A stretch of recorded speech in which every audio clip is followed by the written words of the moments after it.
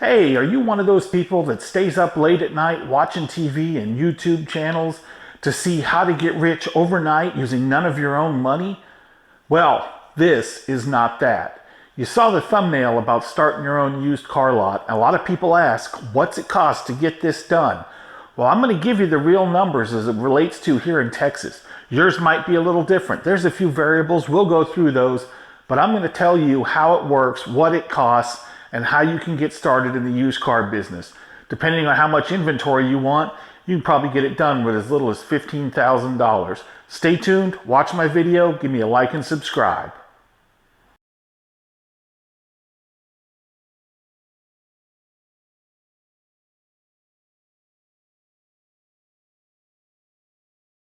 All right, so the question you want to know is, what's it going to cost you to open a dealership?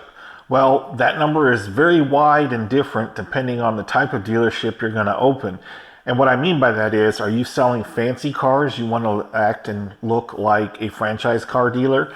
Or are you selling cars to Ma and Pa Kettle, and if you could open up in a shack, you would? Those are some things you'd need to consider. For my lot, I sell cars between $3,000 to $6,000 on average.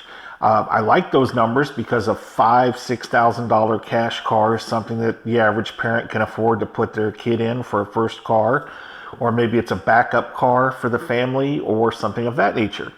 The cheaper cars, the $3,000, $4,000 cars, I can afford to buy those, fix them, and get a good chunk of my money, if not all, back out on that $1,500 or so down payment.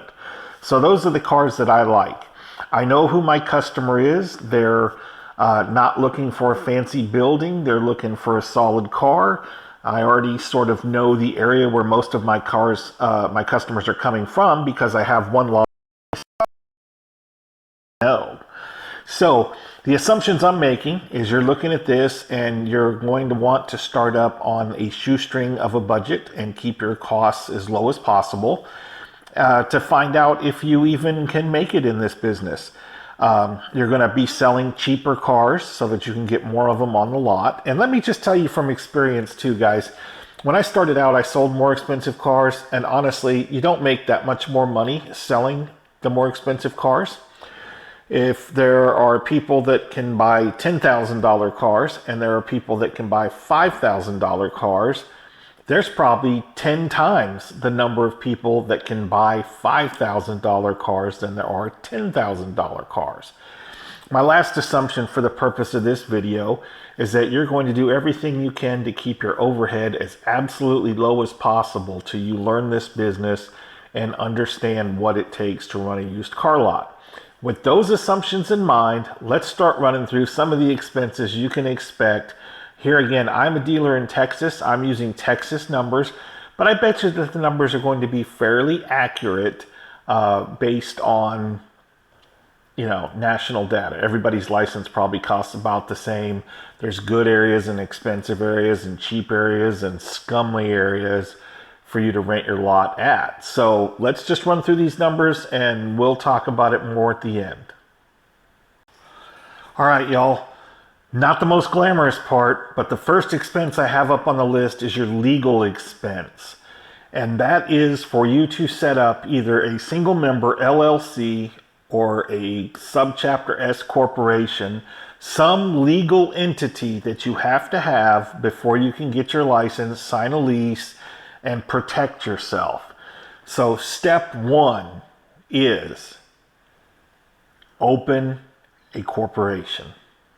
Now, in Texas, we can do it ourselves. It's very straightforward. We file it with the Secretary of State, and it can cost $350, $400, depending on what you're doing. So for us, step one is you would form your LLC or S Corp on the Secretary of State's website. I also have a video about doing that. You'll get your federal employer identification number. You have to have that whether you're going to have employees or not. If you're a single member LLC, you generally would pay yourself through member distributions, and you would file the profit and loss on the Schedule C on your personal income tax. If you are a subchapter S, then the corporation will be a completely separate legal entity from you. and they will file taxes separately. You would write yourself a paycheck and have taxes deducted right out of the gate. So that's the differences. My accountant feels like if you're going to make $35,000 of profit, it's worth it to you to be a subchapter S, just because of the filing fees and things like that. My own opinion is I would rather give the money to my accountant, a guy that I actually like, versus the IRS, because we know how efficiently the government manages our money. So anyway, federal ID number, state ID number, register with the comptroller.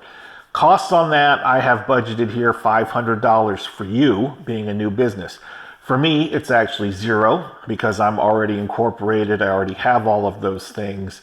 So I would just be moving my address when I got my new spot. So step one, get that filed, have a corporation, and be ready to go. I have figured out in reviewing my videos that half of my cuts always come back to, okay, yeah, all right. So I need to work on that. The first topic we're going to talk about now that we've got our legal expenses out of the way is securing a building. Obviously, first you want to kind of know what type of car you want to sell, and from that, what neighborhood you need to be in. Are you only trying to sell 3-year-old newer cars to rich white folks that want a car for their kid that is worth more than the car you got when you started driving?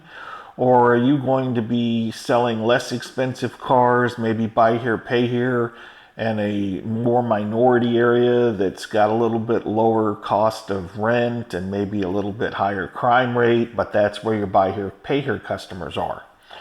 Well, first, let me tell you, there are buy here, pay here customers in every area. Whether it's a nice area or a bad area, you will find. I will say that I have the luxury of looking in my database and seeing where my actual customers have come from. And for me, I have found that a lot of them come from a lesser economic county, one county over, and that's where I'm going to put my next location. So I have that idea. You need to decide kind of where you want to be. Is it central to where you live? Is it central to your customer base? Is it central to car auctions? All of those things are things that you're going to want to consider. So when you go out to secure a building, obviously the first thing you have to make sure of is that it is zoned properly. A good commercial realtor can tell you that. Your city can tell you that if you call them. And probably the guy that is renting the building or his leasing agent will tell you that. So first you have to make sure you are properly zoned to meet the state's requirements. You also need a few things, like here in Texas, it needs 5 spaces available to display vehicles. Not you're going to park in one and there's only 4 left, but you have to have 5 spaces available for cars to sell. That is one of their requirements. You have to have enough office space that you can get a desk and 2 chairs in. And you have to have a 2-year lease with your landlord. Those are the requirements for the state of Texas. Yours, if you're in a different state, may be different. So decide where you're going to rent and what you're going to rent. I've been talking to a gentleman that's actually building out a new warehouse space. It's going to work great for us. It's a 2,000 square foot building. It is not inside the city limit. It is in an unincorporated part of the county, which is wonderful on about 15 different levels. But it connects 2 not so wonderful lower income towns together on a state highway. It will be perfect for us. So in my particular case, it is an $1,800 a month rent. And it is an $1,800 a month deposit. He's happy to give me a lease. I've budgeted $4,000 just to have a few dollars in my startup budget. You need to plan when you're doing this that you'll be expected to pay the first month's rent and a deposit equal to the first month's rent. Then the next thing I want to say is, if you can, avoid the personal guarantee. What a personal guarantee is you're going to sign the lease for the ABC Corporation, but you're giving the landlord a personal guarantee that if the ABC Corporation goes out of business or goes bankrupt, you personally are responsible for the lease. So that means you can't just tie it off and walk away. I've already explained to this gentleman I've been in business 6 years. I'm not going to do a personal guarantee. He is okay with that. When I opened a space and I did not want to give a personal guarantee. And so we ended up coming to the compromise of I would pay an extra month's security deposit. So in that case, I paid my first month's rent. I think it was $2,000. And then I gave him $4,000 for a security deposit. To me, that was worth it because it is in fact only a deposit. You would get it back. And secondly, I wanted no personal liability should things go bad. So that is something to think about. Get out your pen and paper and write down about what you think you're going to spend on rent. We're going to add that to your number. On to the next issue. Man, hot damn, you got yourself a building. You leased it, you've signed for it, you've got keys, and you are ready to go. What's the next step? Well, you need to be prepared for some deposits. Electric, water, internet activation, telephone activation. Are you going to go out and buy a new cell phone to do business? You might have to pay a deposit on that. And waste removal. And you say, but wait, doesn't water and sewer go together? In a commercial building, in many, many cases, if you want trash removal, you have to get a dumpster. And they either charge a deposit or they charge the first month up front before they even get started. Those are things to think about. Electric, they may set a deposit if you don't have any history based on what the last tenant used, which could be better or worse for you. Add all those up. I have put in a budget of $400. That's because I know I will have to deal with a different electric company, and I probably will prepay that first month of the dumpster. So I've budgeted $400. Your number might be different. But those are things you're going to have to think about. You're going to have to come out of pocket with as soon as you sign your lease before you can inhabit your building. Next up is the dealer license. This is not me telling you how to file for your dealer license. I actually have a video on that too, if you believe it or not. This is me just telling you the costs associated with getting said dealer license. Now, once again, I'm here in Texas. Your state could be different. They're all about the same. So let's just look. Your basic Texas car dealer license, GDN, General Distinguishing Number, is $750. That's for the license. Now, if you want a hard license plate, which legally allows you personal use of a vehicle, that is $90 per hard plate, and the state will only give you 2 to start with. I would get them, and we'll get more to that in a minute. But if you would definitely want a hard plate for the vehicle that you drive all the time, you would definitely want a hard plate if you're married or you have a partner, you're in business with your brother, your friend, whatever. I would get a hard plate for your vehicles that you're going to be driving. Well, more on that in a minute. Then now the Texas state requires fingerprinting. That's, I believe, $35. And there is a course that new dealers have to take. And it's all online, it's quizzes. I need to look it up. I can't find it immediately, but I believe it's $200. Now, are you going to be financing, doing buy here, pay here? If you are, that's a separate organization that you deal with. Office of Consumer Counseling or Credit or some OCCC, a bunch of variables. Again, in another video. But that finance license for motor vehicles is $460. And you're going to need to be fingerprinted. That's $35. Now wait, you say, I just got fingerprinted for my dealer license. Yeah, you did. And unfortunately, the left hand and the right hand don't communicate. You will go to the same place that you went to and get fingerprinted twice, and the 2 state agencies don't talk. It's a load of crap, and it is what it is. So that is the case. So you're going to be spending about, I got $33.70 plus the $200, I think it is, for the training. So $35.70. That is about what I'm going to spend. I will have to do a renewal on my finance license, but that is another expense. So you're at about $3,500 to get licensed. Okay. That is for the license. Now, included in that number, where we got to 35 so quickly, was your dealer bond. The state has changed the requirements. Bonds used to be $25,000 for a used car dealer or a franchised car dealer, any of those. The state's now changed it because of the rising $1,000 for the bond. You can expect to pay, and it is partially credit driven, somewhere between $1,800 and $2,500 for that bond. That is figured into the $3,500 number. You'll get that at your insurance agent. They can write those, and then it gets scanned and submitted to the state when you're applying for your dealer license. All right, we're making progress. Look on the other side of your screen. What's up next? Signage. The state has some requirements for signage. Signs have to have letters that are 6 inches tall and visible from the street. What that means is you put the sign on the side of your building. The letters that say ABC Car Lot have to be at least 6 inches tall, and you have to put the sign on the side of the building that is visible from the street. So you can't be hiding who you are. You can't put your sign on the back of your building so that the front does not have your name. Your name must be visible from the front of the building 6 inches high. Also, you have to have an hours open sign posted by your front door.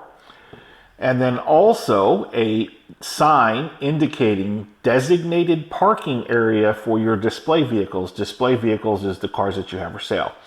So for example, if you have 15 parking places in front of your building, you may take the first 5 and in front of each one of those put a sign that says parking for ABC Car Lot sale vehicles only. Okay? Or, the ones that I have on my lot, they're actually attached to a fence and it says parking for Buxton Auto sale vehicles only, this side of fence. So those are the 3 signs that you're going to have to buy. Now you can be fancy and get a pole sign and spend thousands of dollars. You can buy a light up sign. You can buy a neon sign. Or you can buy a flat metal sign from Alpha Graphics or any number of sign printers. Or you can even actually get a banner as long as the banner has a backing and is permanently affixed to the building. You can't have it dangling there, but if you put it on a piece of plywood and screw that to the building, that is permanently affixed and that qualifies. I have budgeted $500 to get this done. I already use the same sign company. I know what size I want. I know how I want it. And I know that for at or under $500, I will have all the signage I need for my new shop. So you would need to think about, is there already a sign out front that you can slide the aluminum or the Lexan into to make it your sign? Does your building have a pole sign that you're going to want to use? Is there a street sign that the landlord provides for several businesses that you can just get something slid into? So that's what you're going to look at for costs as it relates to signage. Man, oh man, this is probably the best part about being a used car dealer. You're going to need insurance, and it's not actually very cheap. So, what kind of insurance do you get when you're opening a used car lot? Generally, you're getting what's called a garage policy. A garage policy does 2 things. The first thing is it's like your general liability policy for your building. So if your building gets broke into and your computers get stolen and your flat screen TV gets stolen, it covers that. If a customer's walking onto your lot and they slip on a cherry Coke that a little kid spilled in your lobby floor, the customer cracks their head open, they need to go to the hospital, the insurance pays for that. That's part of your garage policy. But the next part of it is it acts as auto insurance for your car lot. So it does a couple of things. If the hailstorm comes through and ruins your cars, you're covered. If you're driving a car that's registered or owned by your dealership home, you get in a car accident, it's covered. If your customer's driving your car on a test drive, slams into a family of 5 and wrecks the car and kills everybody, it's covered. When you're discussing your insurance with your insurance agent, This rate will change dramatically based on a certain number of factors. Obviously, it's the size of your building, credit, dollar value of your inventory. Are you going to have $20,000 worth of junkers and that's your inventory? Are you going to have $1 million worth of really nice cars and that's your inventory? That will affect your rate. If it's you and your brother who is your business partner, your driving records may come into play a little bit. Those sort of things. Generally, garage policies have a 25% earned minimum. What that means is it's a 25% down payment. So the ones that I have bought for my car lot based on the inventory that I'm going to carry is about $6,000. And that means that 25% earned is I would need to pay down $1,500 when I signed up for my new policy. If you change addresses, things like that, it's a new policy. So I know that I'll be going into this new county on this new lot, and I'll be paying about $1,500 down for my insurance. And then the balance will be paid out in monthly payments. So keep that in mind. You can also, if you've got deep pockets, just write a check for the whole thing. But again, the focus of our video here is what's it cost to get up, operating, and started in the car business. So that would be that 25% down, about $1,500 for me. If you're going to have more cars, you'll call around, you'll get your quotes, and you'll have an understanding of what you're going to have to come out of. But I would expect you to say you would be paying $1,500 to $2,500 down, depending on the amount of inventory that you plan to carry at your car lot. If you're starting to see a theme here, the theme is everybody has their grubby little hand in your wallet. That is just part of how it goes. That's part of why so many folks that are entrepreneurs are anti-tax, anti-government, because it just seems like every time you turn around, somebody's getting their money out of you, taxing you one way or another. So the next method or reason or way that the government gets you is with licenses and permits. Now, this is different than your dealer license that you just paid for. This is usually a city ordinance that requires certain things. You get into a new building, you've leased it before you're allowed to do business. You're required to have a city certificate of occupancy. Generally, the landlord handles that, but certificate of occupancy. Then if you're doing business in the city, perhaps they require a business license, $35, $45, $100, whatever. Are you putting up a new sign that's big? They might have a sign permit fee. Are you going to have a grand opening and have a banner and balloons and streamers? There might be a special fee for that signage. All those fees, they're different city to city, town to town, state to state. So you could easily expect to pay $200, $400, $500 in permits out. Again, I'm lucky. The spot that I have picked is in an unincorporated county where you're not in a city jurisdiction. They actually do not have a certificate of occupancy. They don't have a business permit. Pretty much you can do whatever the heck you want out there, and there's no fees required.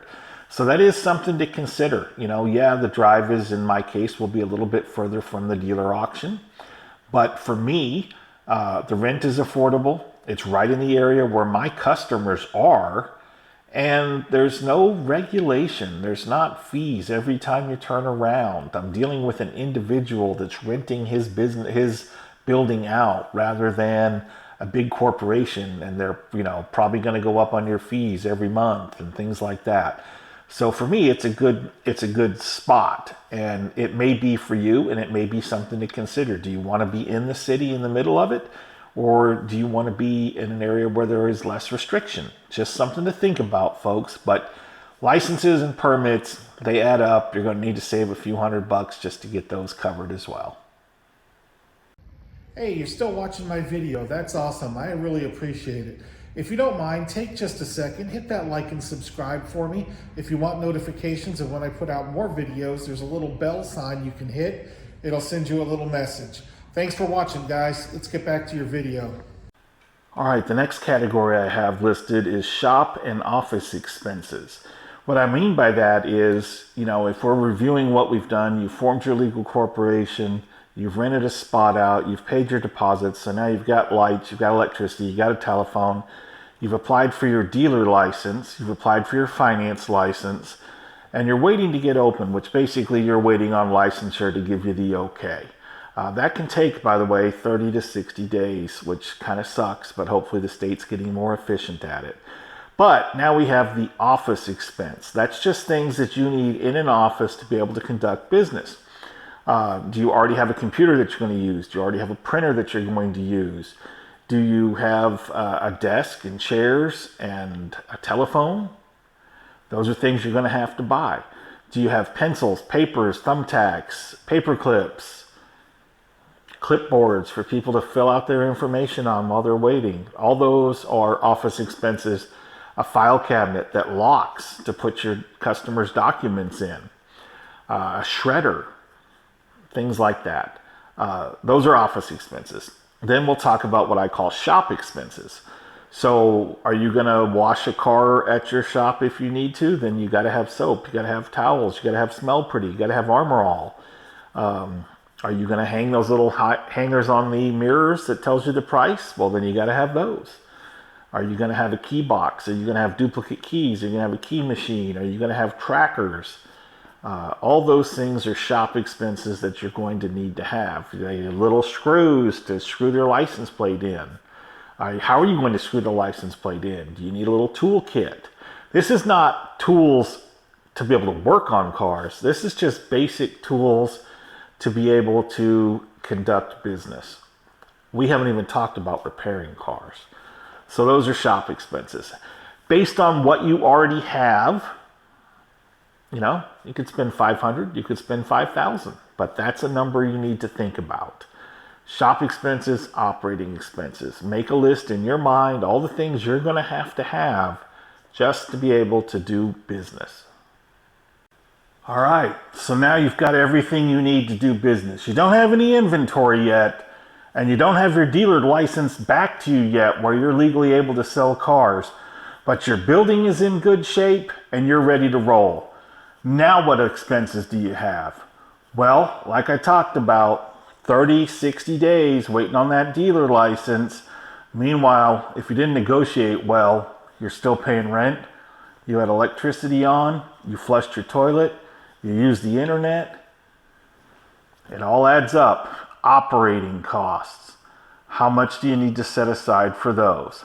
Well, in the type of building that we've been talking about, I would say probably $3,000 a month. You have to pay insurance, lights, all those things.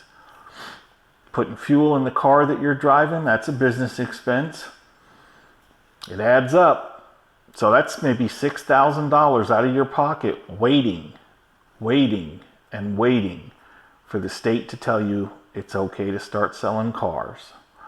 Now, what I would say is when it comes time to negotiate that lease that you did 4, 5, 6 slides back, I would do whatever I could to delay having to pay rent.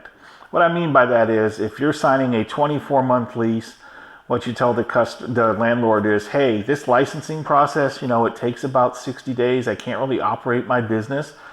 Would you be willing to let me have possession of the building to the extent that I can file for my license, but I won't occupy it on a daily basis until I'm licensed?